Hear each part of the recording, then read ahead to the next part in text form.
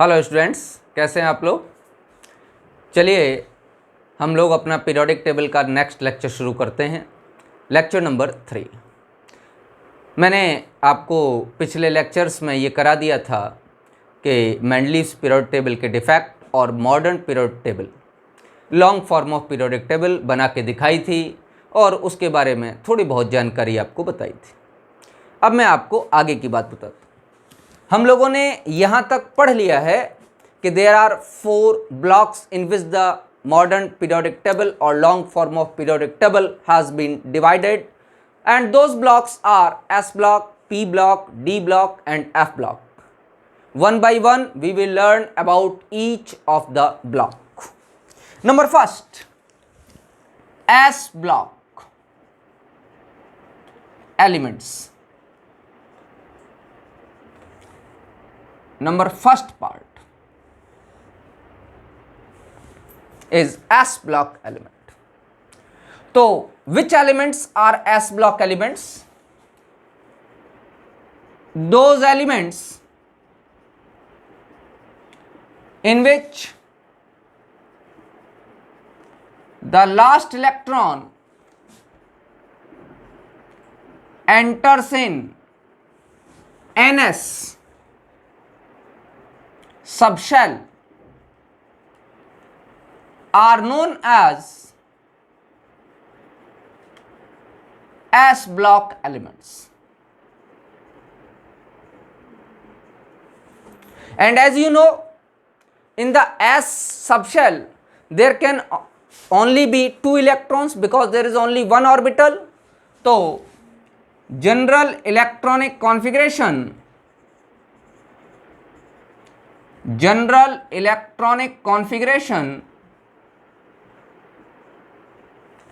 is NS122. We mean to say that either it is NS1 or it is NS2. Now if it is NS1, then it is first A or alkali metals, and if it is NS2, then it is second A and alkaline earth metals.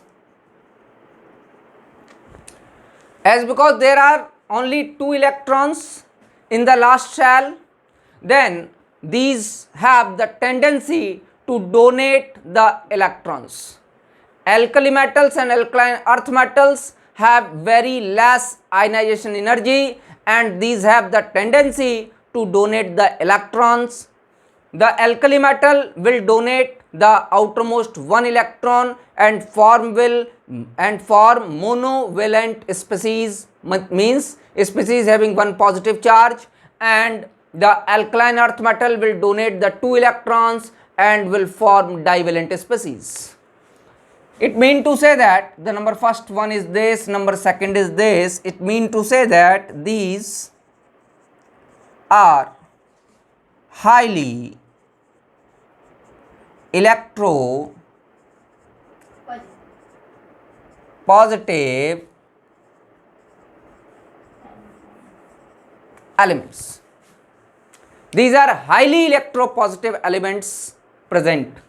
तो highly electropositive elements का मतलब है कि ये अपने electron क्या कर रहे हैं, डोनेट कर रहे हैं। हाईली इलेक्ट्रोपॉजिटिव हैं तो मैंने बताया भी कि these have low value of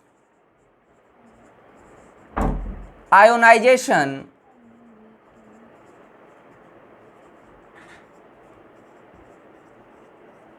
energy. These are placed towards very left of the periodic table. As because these have very low value of ionization energy, alkali metals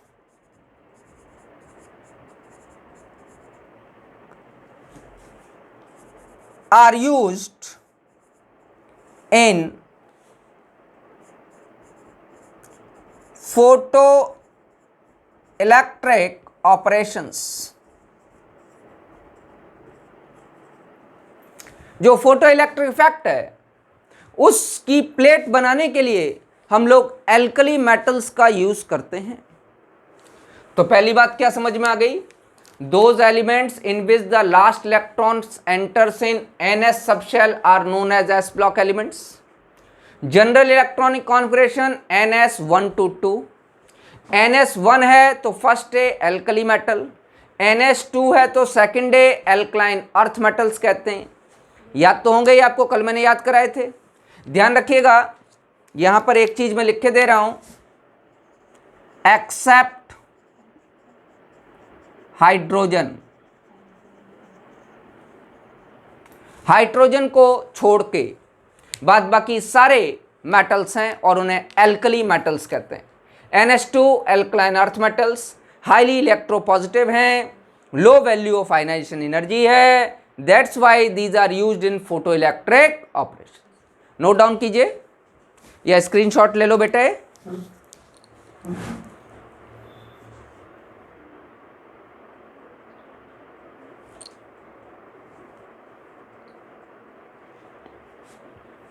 ठीक है, चलिए आगे P ब्लॉक।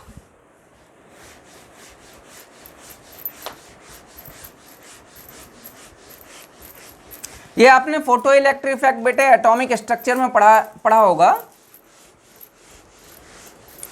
वहां पर सीजियम मेटल का use किया जाता है फोटो इलेक्ट्रिक ऑपरेशंस में। Number second, P block elements. P block elements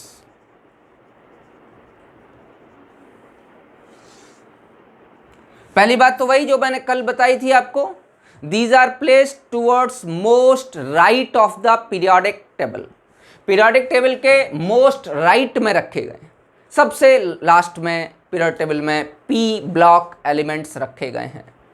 अब P सबशेल में 6 इलेक्ट्रॉन्स आ सकते हैं बेटे, इसीलिए P ब्लॉक एलिमेंट्स में हमारे पास 6 वर्टिकल कॉलम्स अवेलेबल हैं।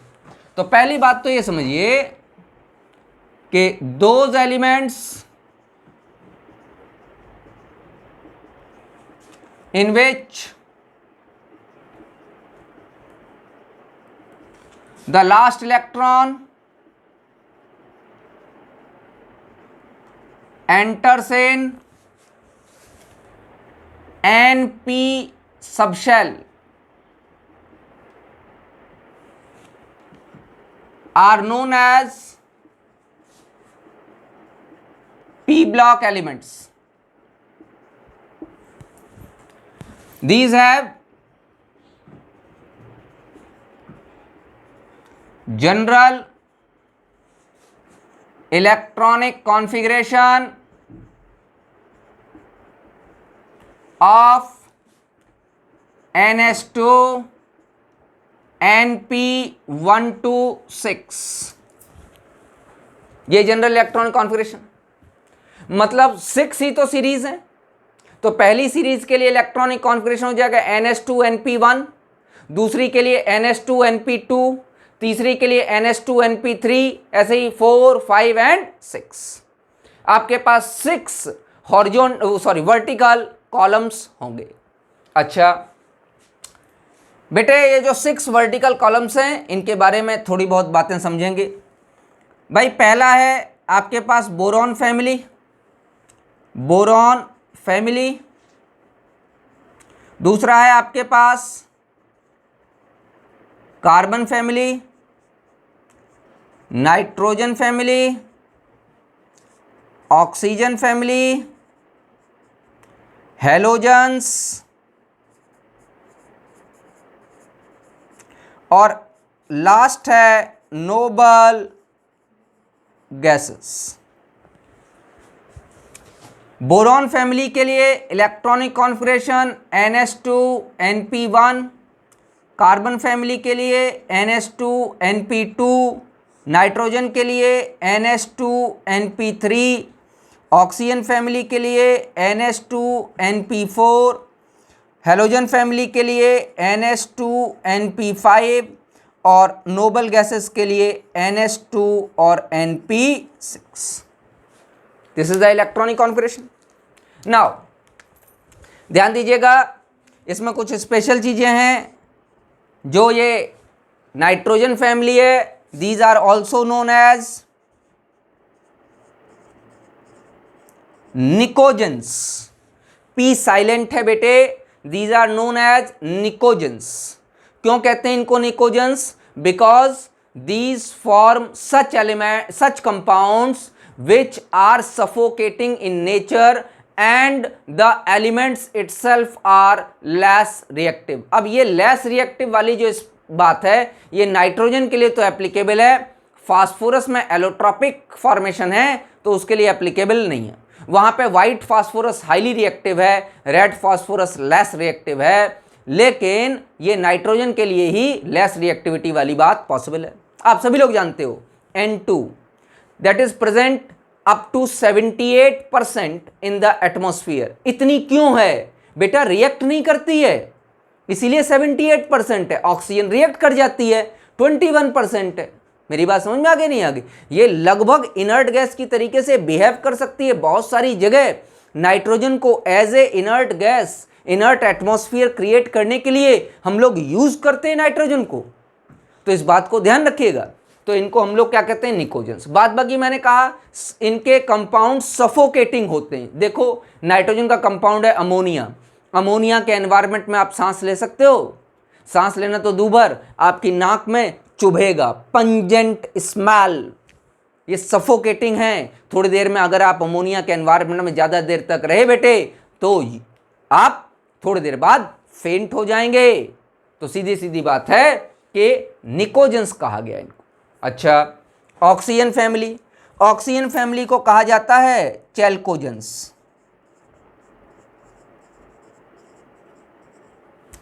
What is the means of चैल्कोजेंस? देखो बेटा, चैल्क मीन्स ओर और Jain means formation. Means these elements are ore forming in nature। ये एलिमेंट्स नेचर में ओर फॉर्मिंग होते हैं। तो नेचर में अगर ये एलिमेंट्स ओर फॉर्मिंग होते हैं तो क्या होगा बेटे कि जितने भी ओर्स हमको मिलेंगे वो सारे के सारे, उन सभी में ऑक्सीजन फैमिली प्रेजेंट होगी। जैसे मैं बताता हूं आपको एक आध दो, copper ferrocyanide copper pyrites CuFeS2। Copper ferrocyanide तो कॉम्प्लेक्स कंपाउंड है। Copper pyrites CuFeS2, haematite, magnetite Fe2O3, Ag2S, ZnS, zinc blende, ये सारे के सारे इन सब में देखिए, यहां सल्फर है, यहां ऑक्सीजन है, यहां सल्फर है, यहां सल्फर है। एल्मुना Al2O3, जितने भी हैं उनमें ज्यादातर में ऑक्सीजन और सल्फर जैसे एलिमेंट्स आपको मिलेंगे। That's why this family is known as chalcogens. Ore forming, इन लगभग एलिमेंट्स के ओर्स में ऑक्सीजन और सल्फर पाए जाते हैं। अच्छा, हेलोजेंस, देखो बेटे इनको कहते हैं हेलोजेंस। मैंने लिखा भी हेलोजेंस ही है, फ्लोरीन फैमिली या हेलोजेंस। इसको मैं फ्लोरीन फैमिली भी लिख सकता हूं, फ्लोरीन फैमिली। इसको नोबल फैमिली लिख सकता हूं। हेलो का क्या मतलब होता है? हेलो मतलब सी साल्ट और जैन मतलब फॉर्मेशन।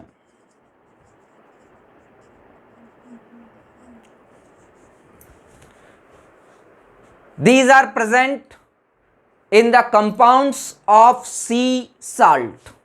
sea salt में क्या होता है? समुद्र में KCl, Ki, MgCl, MgCl2, NaCl, यही तो प्रेजेंट होते हैं। इन सभी में क्या हेलोजन प्रेजेंट है? जी हाँ, NaCl में क्लोरीन प्रेजेंट है, Ki में आयोडीन प्रेजेंट है, MgCl2 में क्लोरीन प्रेजेंट है, KBr प्रेजेंट है थोड़ी सी क्वांटिटी में, उसमें ब्रोमीन प्रेजेंट है। तो ये सी साल्ट में पाए जाने वाले कंपोनेंट्स हैं, इसलिए इनको हम लोग क्या कहते हैं, halogens. Now the Nobel family. बेटे पहले इनको हम इनर्ट गैस कहते थे। इनर्ट गैस इसलिए कहते थे क्योंकि NH2NP6 का कॉन्फ़िगरेशन है, और NH2NP6 का कॉन्फ़िगरेशन होने के कारण ये स्टेबल हैं। इसका मतलब इनका ऑक्टेट कंप्लीट है, अब ये रिएक्ट नहीं करेंगे। तो इनका पहले नाम था inert gas. Later on we found that the xenon and krypton are reactive. They can react with the highly electronegative elements like fluorine and oxygen. Fluorine और ऑक्सीजन जैसे एलिमेंट्स के साथ ये रिएक्ट कर सकते हैं, इसलिए अब इन्हें इनर्ट गैसेस की जगह नोबल गैसेस कहा जाता है। Write down.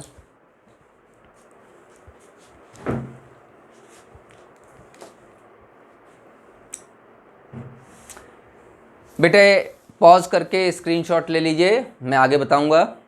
चलो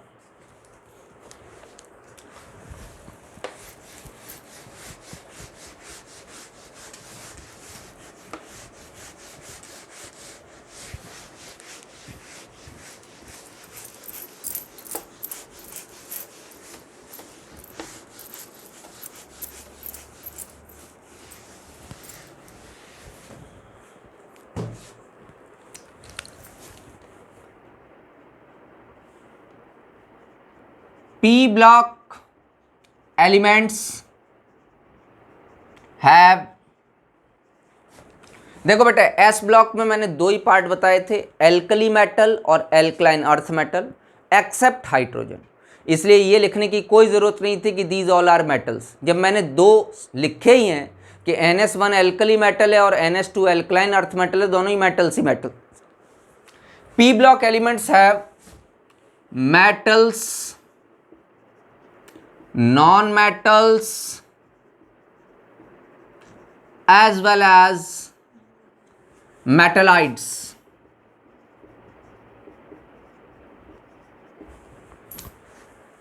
मेटलाइट्स वो हैं जिनमें मेटेलिक प्रॉपर्टी भी है और नॉन मेटेलिक प्रॉपर्टी है। सिलिकॉन है, जर्मेनियम है, ये सब मेटलाइट्स में आपके गिने जाते हैं। नॉन मेटल में chlorine, bromine, nitrogen, oxygen, boron, सारे के सारे नॉन मेटल हैं। समझ बात आ रही नहीं आ रही? और अगर मैं जो है मेटल्स की बात करूं तो फैमिली में जो heavy element, sorry P block में जो हैवी एलिमेंट है, मतलब हर फैमिली का हैवी एलिमेंट जो होगा वो हैलोजन को छोड़ के, हैलोजन और नोबल गैस को छोड़ के वहाँ पर मेटल्स है। हैलोजन में भी है लेकिन वो रेडियो एक्टिव है तो उसको हम एस्टेटाइन को काउंट नहीं कर रहे। हैलोजन में आयोडीन तक सारे के सारे नॉन मेटल है, ध्यान रखिएगा। Fluorine, chlorine, bromine, iodine all are non metals, ध्यान रखिएगा। जैसे मैं कार्बन फैमिली लूँ तो कार्बन, सिलिकॉन, जर्मेनियम, टिन और लेड। टिन और लेड दोनों के दोनों मेटल्स हैं। समझ बात आ रही है नहीं आ रही? टिन और लेड दोनों के दोनों क्या होते हैं? मेटल्स होते हैं। इसी तरीके से nitrogen, phosphorus, arsenic, antimony, bismuth. Antimony और बिस्मथ ये दोनों के दोनों मेटल्स हैं। तो हैवी मेंबर्स क्या हैं इसमें? मेटल्स हैं। तो तीनों ही पाए जा रहे हैं बेटे पी ब्लॉक एलिमेंट्स में। मेटल्स भी पाए जाते हैं, नॉन मेटल्स भी पाए जाते हैं और मेटलाइट्स भी पाए जाते हैं।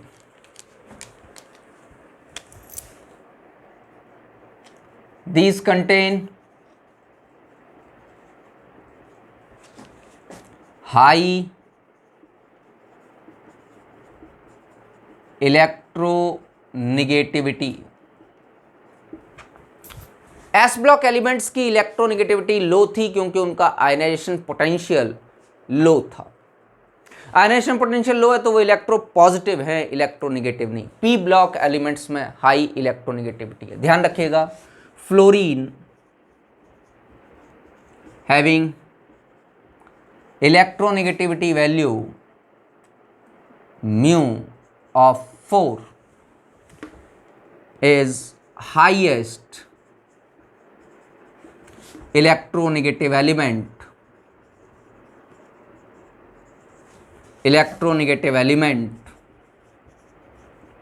of periodic table.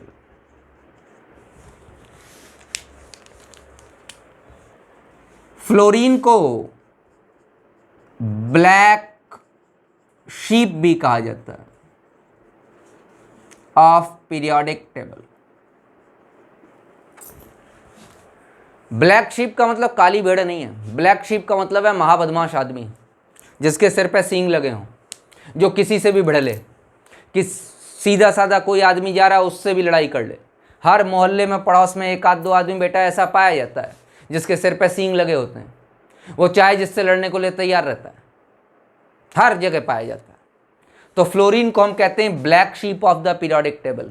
ये महाबदमाश है, ये किसी से भी भिड़ जाएगा। अरे जिसने नोबेल गैस को नहीं छोड़ा वो और किसको छोड़ेगा? तो इसीलिए फ्लोरीन पूरी पीरियोडिक टेबल में लगभग हर एलिमेंट से रिएक्ट कर लेता है। ऐसा कोई एलिमेंट नहीं है जिसके साथ फ्लोरीन रिएक्ट ना कर सके। अब प्रश्न ये बनता है कि अगर फ्लोरीन हर एक से रिएक्ट कर लेता है तो फ्लोरीन को स्टोर किस में किया जाता है? याद रखिएगा, फ्लोरीन को किसी भी कंटेनर में स्टोर नहीं किया जा सकता। जिस भी कंटेनर में स्टोर किया जाएगा उसके ऊपर हम लोग टेफ्लॉन पॉलिश करेंगे, टेफ्लॉन कोटिंग करेंगे, टेट्राफ्लोरोइथाइलीन। टेफ्लॉन क्या होता है बेटे? आपके जो नॉन स्टिक कुकवेयर्स होते हैं उनके ऊपर जो ब्लैक कलर की कोटिंग होती है वो टेफ्लॉन कोटिंग होती है, याद रखिएगा। तो फ्लोरीन को जब कभी भी किसी के साथ कहीं स्टोर किया जाएगा तो उस बर्तन के ऊपर हमको टेफ्लॉन कोटिंग करनी पड़ेगी, क्योंकि फ्लोरीन हर एक से रिएक्ट कर लेता है। अगला, bromine is liquid at room temperature. और इंपॉर्टेंट बात यह है कि ब्रोमीन नॉन मेटल है, तो मैं कह सकता हूं हमारे पास लिक्विड नॉन मेटल प्रेजेंट है। Bromine is liquid at room temperature. देखो बेटा, एक रूम टेम्परेचर पर एक और लिख के दे रहा हूं, इसी में है gallium is liquid at 35 degree centigrade. Gallium room temperature पर लिक्विड नहीं है। गैलियम 35 डिग्री सेंटीग्रेड के आसपास लिक्विड स्टेट में प्रेजेंट होता है, लेकिन ब्रोमीन रूम टेम्परेचर पर लिक्विड है। दो हैं, ब्रोमीन नॉन मेटल और मरकरी मेटल, ये दोनों ही रूम टेम्परेचर पर लिक्विड है। मेरी बात समझ में आ रही है? एक बात और मैं बता दूं, इस इलेक्ट्रोनेगेटिविटी में एक चीज याद कर लीजिएगा। ऑर्डर लिखा है, दे रहा हूं, fluorine, oxygen, nitrogen, chlorine, bromine, iodine. ये इलेक्ट्रोनेगेटिविटी का ऑर्डर है पीरियोडिक टेबल का। बेटे मैं ऐसे याद कराता हूं इसको, FON, इसको तो याद कर लो फोन। फोन कौन रखता है? Cool boys of India. Phone कौन रखेगा बेटा? Cool boys of India. FON ClBrI, it is the electronegativity order. ये ध्यान रखना, फ्लोरीन हाईएस्ट इलेक्ट्रोनेगेटिव है जिसके लिए वैल्यू है 4 पाउलिंग स्केल पर। ऑक्सीजन के लिए वैल्यू है 3.5, नाइट्रोजन की वैल्यू है 3.0, क्लोरीन की भी वैल्यू लगभग नाइट्रोजन के ही बराबर होती है, लेकिन क्लोरीन का साइज बहुत बड़ा होता है, इसलिए समवॉट लेस इलेक्ट्रोनेगेटिव कहते हैं। क्लोरीन की वैल्यू तकरीबन हमारे पास मिलेगी 2.98, तो क्लोरीन की भी वैल्यू लगभग जो है नाइट्रोजन के पास में ही। बात बाकी ब्रोमीन और आयोडीन की कम होती है, तो आप इस बात को ध्यान रखेंगे। ठीक है, ये कुछ चीज़ें नोट कीजिए, फिर आगे बताता हूं।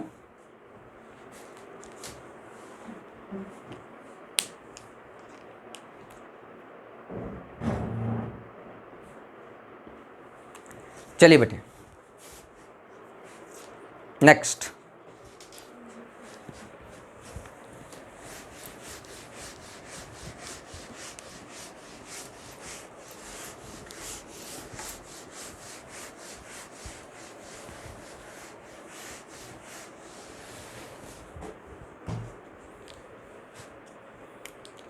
अगला है आपका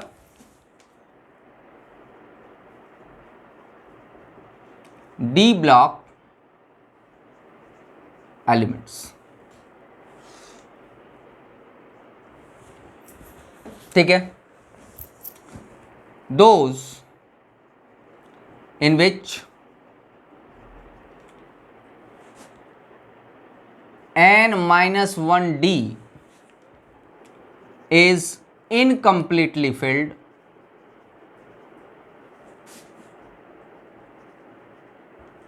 and having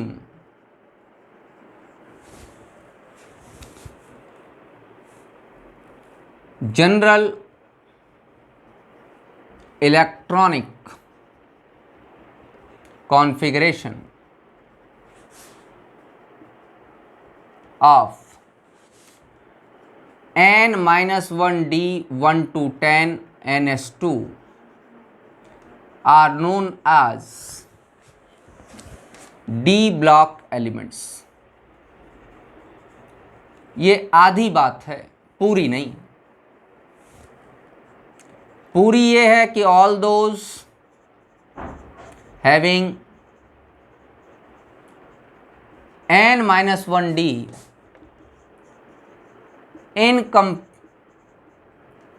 completely filled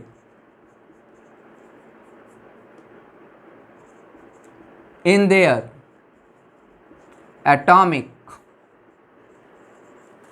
or ionic state are also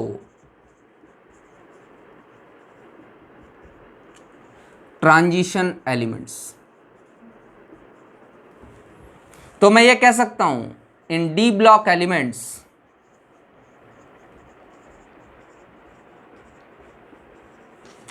filling of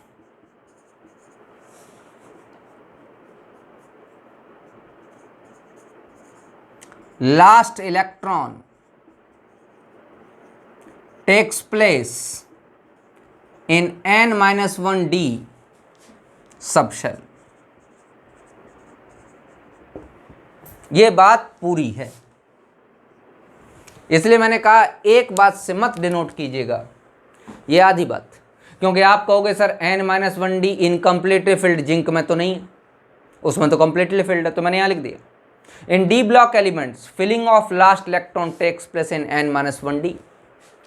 Those having n-1d incompletely filled are transition। और इसके लिए कल भी मैंने आप लोगों को बताया था एक्सेप्ट सेकंड बी।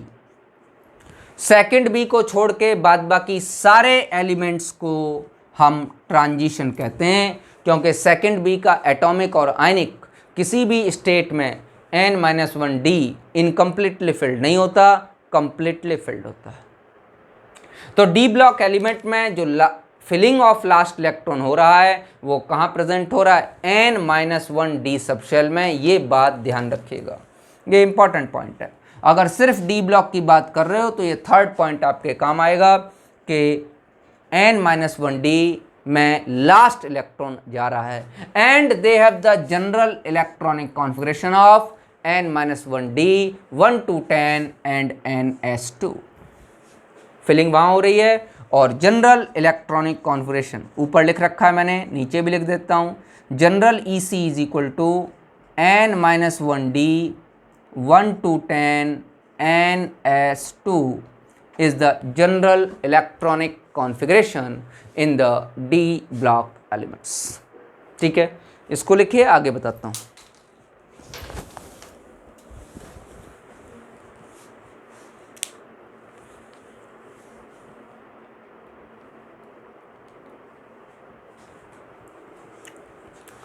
देखिए जरा ध्यान से,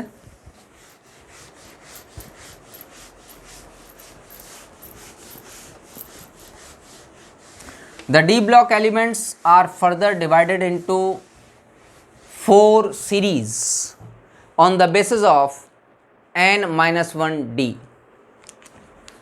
The first series is scandium 21 to, कल शायद मैंने लिखाई भी थी, zinc 30, it is known as 3D series. Yttrium 39 to cadmium 48, it is known as 4D series. Lanthanum 57 and hafnium 72 to mercury 80, it is known as 5D series because n-1d is 5D, and actinium 89 and rutherfordium 104 to UUB 112, it is known as 6D series. On the basis of n-1d, here the n-1d is 3D, n-1d is 4D, n-1d is 5D, n-1d is 6D. It means the value of n is fourth. It is in the fourth period, it is fifth, sixth, seventh, and seventh period is incomplete. This series is also incomplete. ये एक incomplete series है हमारे पास। अगला ध्यान दीजिएगा, मैं जो समझा रहा था, मैं फैमिली बता देता हूँ। Zinc, cadmium, mercury. Mercury is the liquid metal at room temperature,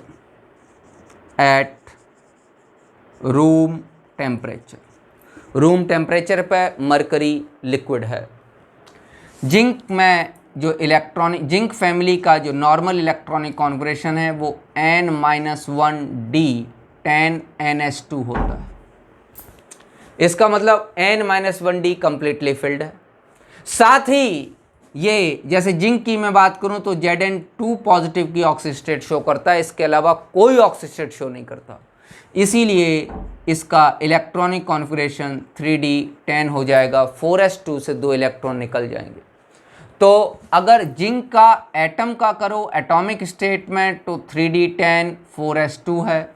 यहाँ पर भी n-1d कंप्लीटली फिल्ड है और Zn2 पॉजिटिव के केस में भी n-1d कंप्लीटली फिल्ड है। इसीलिए इस फैमिली को ट्रांजिशन एलिमेंट्स नहीं कहा जाएगा, इस फैमिली को सिर्फ क्या कहा जाएगा? D block elements. These are D block but these are not transition. तो यहां पर क्या है? लास्ट का शेल इनकम्प्लीट है और लास्ट बट वन भी इनकम्प्लीट है। n-1 भी इनकम्प्लीट है और ns भी इनकम्प्लीट है। इसलिए जो है ये ट्रांजिशन एलिमेंट कहला रहे हैं, क्योंकि n-1d इसको छोड़ के n-1d इनकम्प्लीट है, उसमें लगातार एक एक एक एक एक एक करके इलेक्ट्रॉन भरा जा रहा है। यही कारण है कि इनका नाम ट्रांजिशन। बेटा देखो n-1d को एक नाम और दिया गया, n-1d is known as penultimate d subshell. There is a penultimate d subshell, इसलिए हम लोगों ने इसको जो है कहा penultimate d subshell is incompletely filled. ठीक है भैया, चलिए ये d block elements, all the d block element contain metals. सारे d block element are metals. तो ये भी लिख लीजिए, all the d block elements, all the d block elements are metals. Although the metallic property decreases as we move in from S to D, but up till D all are metals. वैसे भी मैं आपको कहूँ पूरी periodic table में 78% metals ही metals हैं। पूरी periodic table में 78% मेटल्स हैं। समझ ध्यान रखिएगा, ठीक है, लिखिए।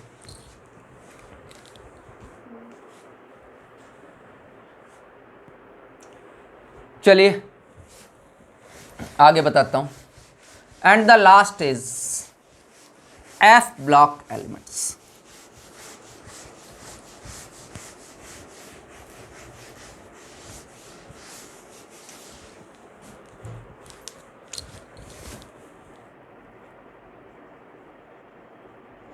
F block elements. Those elements in which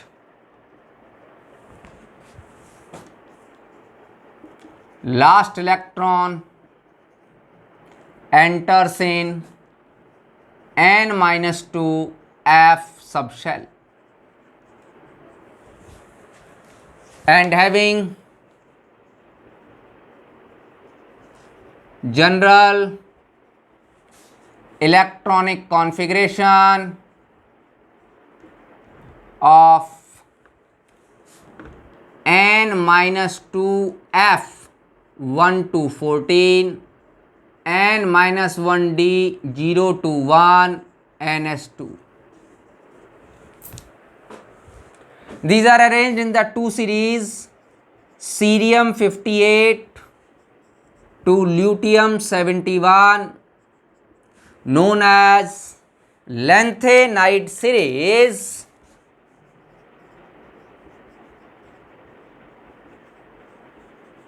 because these starts just after lanthanide. लैंथेनियम 57 के जस्ट बाद, लैंथेनियम के बाद से शुरू हो रहे हैं, then these are known as the lanthanide series. And the second is thorium 90 to lawrencium 103, and these starts just after actinium, thus are known as actinide series. As because the last electron is entering into n-2 f subshell, it means the incompletely filled n-2 f subshell is present, which is one by one taking the electron, and up till lutetium and lawrencium it becomes f14. The last electron enters in n-2 f subshell. क्या कहेंगे इसे? Pre penultimate f subshell.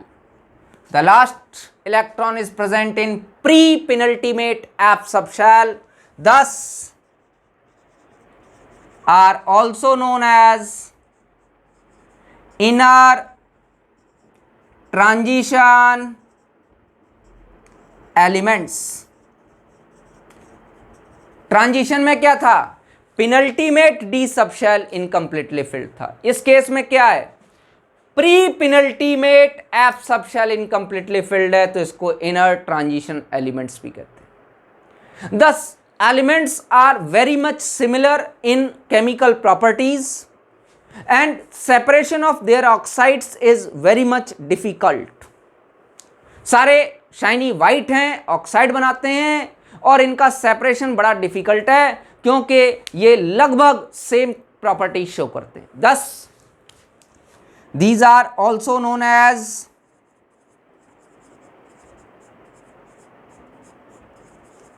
rare earth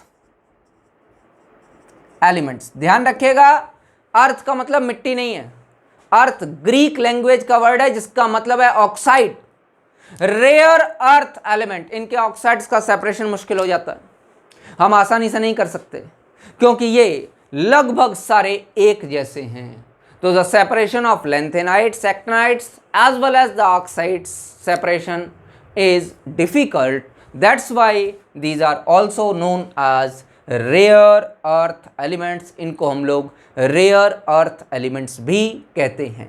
ठीक है, लिखिए बेटा इसको.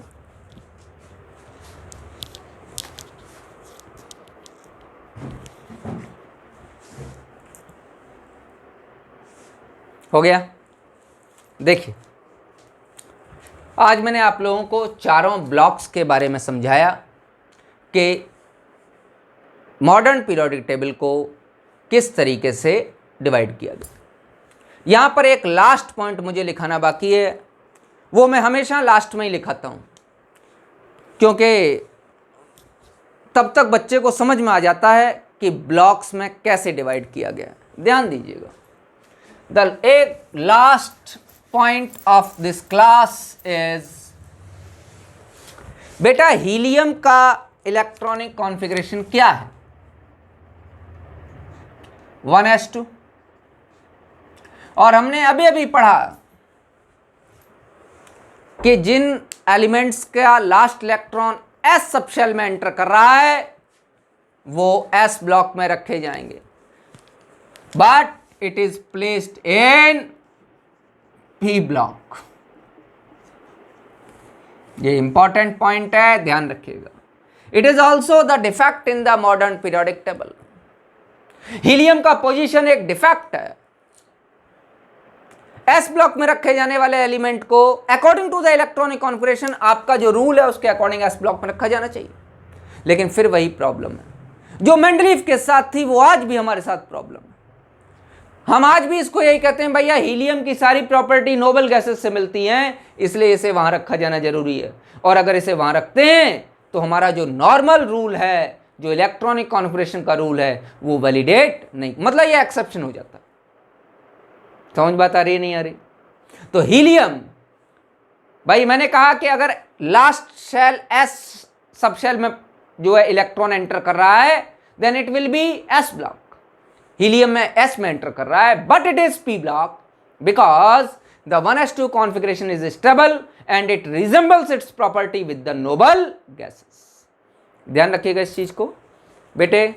कल lecture number 4 के साथ दोबारा आपके साथ मिलूंगा, ठीक है ना? तब तक के लिए गुड बाय, खुश रहिए।